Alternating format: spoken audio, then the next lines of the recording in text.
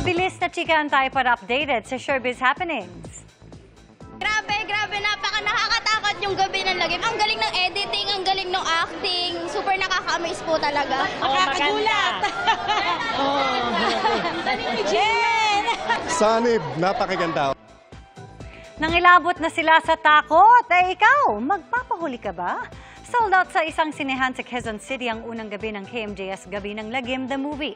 Nagpunta dyan si multi-awarded journalist Jessica Soho kasama sina John Lucas at Fee Palmos para personal na magpasalamat sa mga nanood. Game na game silang nakipag-selfie at namigay ng movie posters.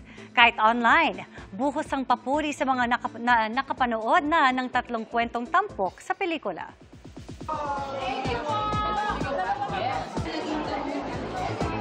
Kinilala sa prestihiyosong Carlos Palanca Memorial Awards for Literature si GMA Public Affairs Senior Assistant Vice President Lee Joseph Castel. First prize sa maikling kwentong category si Castel para sa kanyang akdang Isang Kahong Cassette Tapes. Tungkol ito sa kwento ng kanyang pamilya at kanilang amang isang OFW. Idinedicate niya daw ito ang pagkamadalo sa mga gaya niyang anak ng OFW na piniling maging matatag kahit napalayo sa kanilang mga magulang. Nasungkit naman ng scriptwriter na si Rodolfo Vera ang second place para sa dulang pampelikula category para sa kanyang screenplay ng upcoming GMA film na Watsonville.